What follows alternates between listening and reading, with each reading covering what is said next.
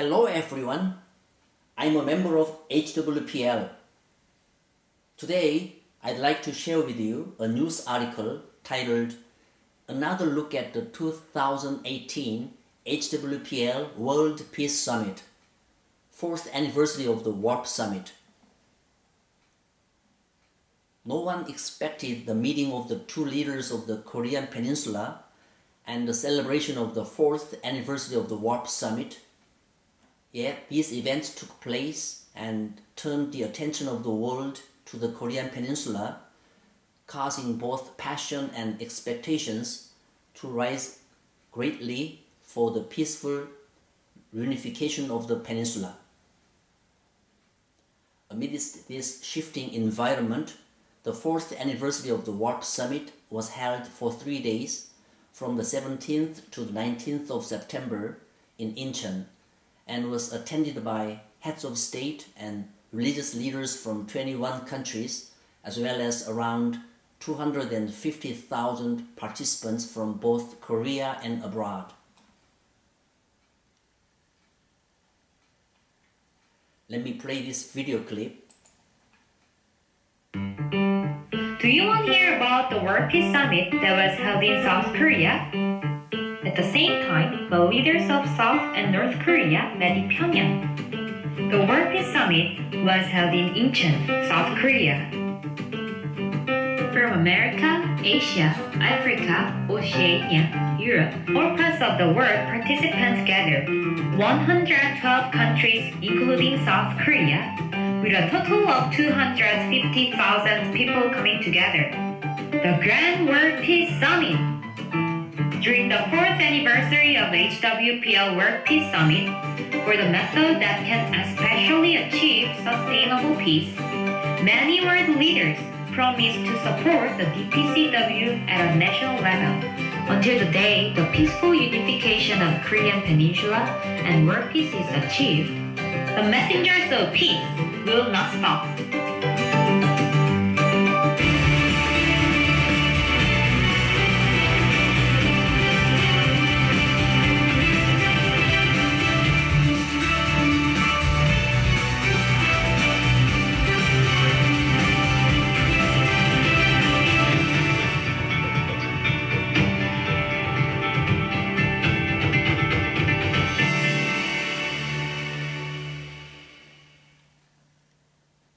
Former presidents who came to Korea to attend this event voiced their firm beliefs that the Declaration of Peace and Cessation of War, DPCW, would play a major role in the peaceful unification of the Korean Peninsula. Monsef Mazrouki, former president of Tunisia. World Gathering for the Peaceful Unification of the Korean Peninsula. We must know how important civil society is, and people from all over the world should come to this place in Korea, the Warp Summit, in order to promote peace.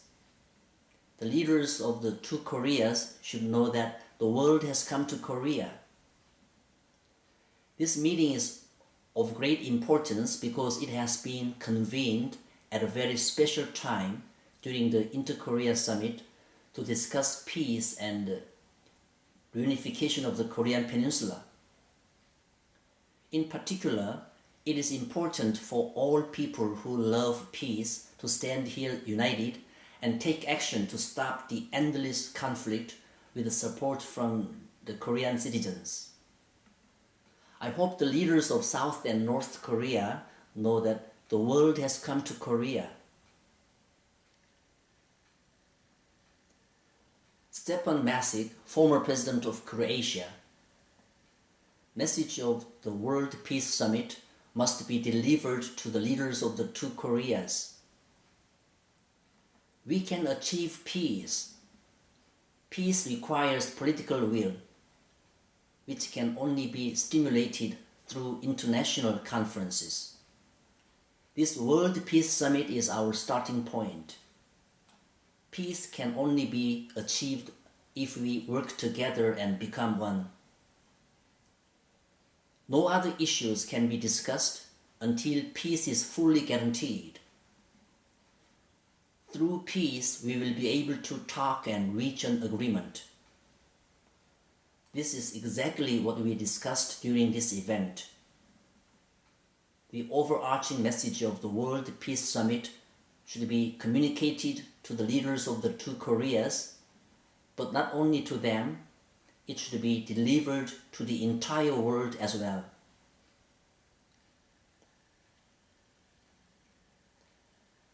The 3-day journey of the peace messages of people from all around the world.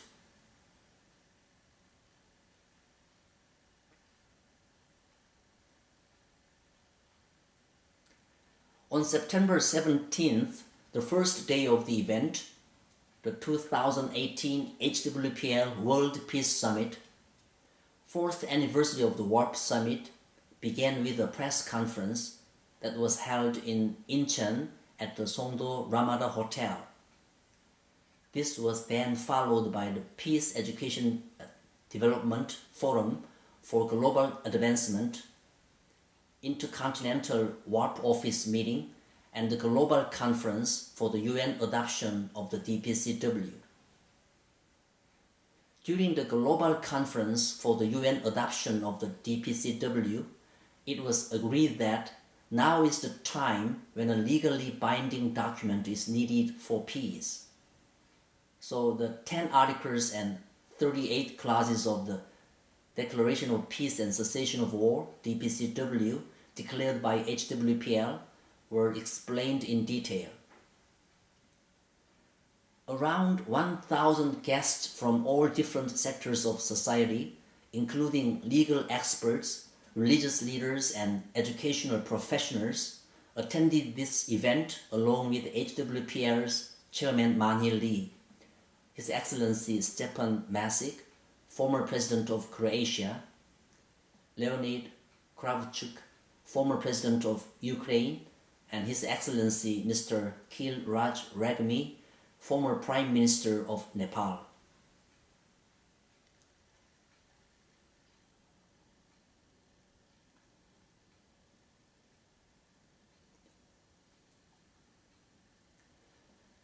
Chairman Lee explained, now is the time for the leaders of the two Koreas to join hands and declare peace. Also, it is a critical time for the global community to return to its original state, which is a world of peace. He then continued, in order for Korea to become a nation of peace and for the world to move towards world peace, we need a legally binding instrument that will end the war at its source, calling for everyone to work together to bring peace on the Korean Peninsula and end the war around the world as soon as possible. Participants were given time to reaffirm their resolve to urge for the adoption of the 10 articles and 38 clauses of the DPCW by the UN, to promote official support for this adoption at a national level, to strengthen cooperative public opinion, and to resolve the issues of wars around the world and the peaceful reunification of the Korean Peninsula.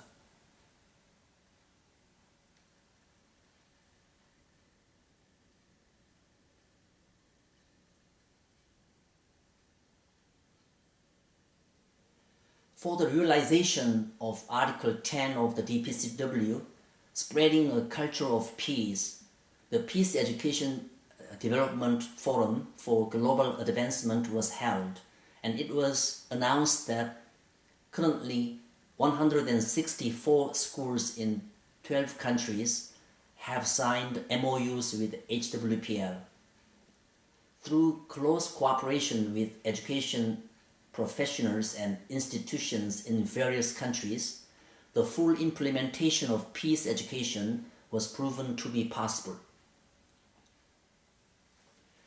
This was then followed by the HWPL Peace Advisory Council Conference for the Realization of World Peace, which allowed participants to have practical discussions on how to work together to resolve conflicts and create sustainable peace around the globe. The members of the HWPL Peace Advisory Council, including former and current president, former and current heads of state, legal experts, civil society leaders, education professionals, and religious leaders, agreed to organize as a closed network and hold regular meetings as a means of establishing lasting peace. Through this meeting, the council members promised to establish concrete strategies that would allow them to advocate for the implementation of the DPCW through their respective roles and given responsibilities.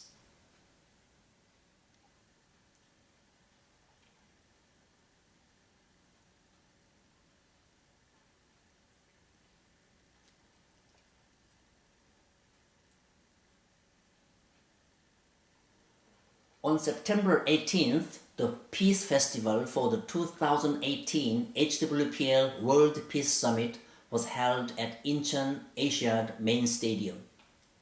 This event was also held in 26 major cities within Korea, including Seoul, Busan, Daegu, Daejeon, Gwangju, and others, and was broadcast live to 97 cities in 40 countries around the world, including the United States, Germany, the United Kingdom, Japan, many African countries, and others, which allowed citizens from those nations to also participate together in the event.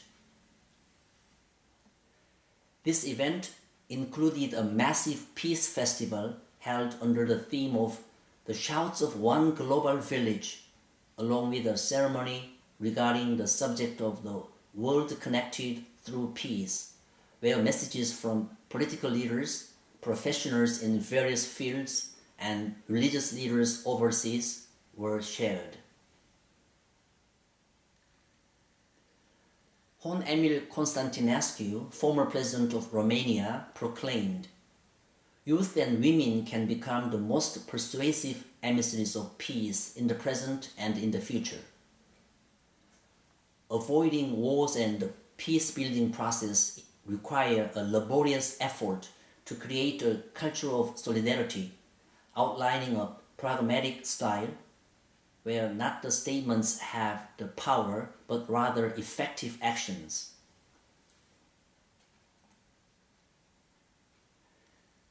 His Excellency Donald Ramoter, former president of Guyana, declared, "Friends, peace, justice, and democracy are intrinsically bound together.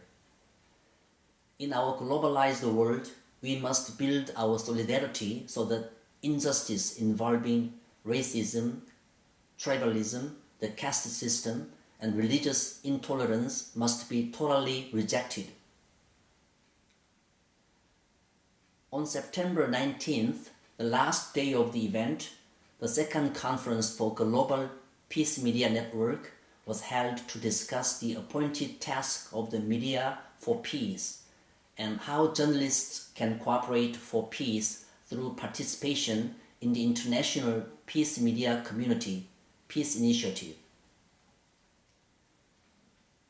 The International Peace Youth Group, IPYG, and the International Women's Peace Group, IWPG, also held sessions under the themes the role of the youth in spreading a culture of peace for the realization of world peace, and female leaders of the world find the role of women for peace in the Korean Peninsula and world peace.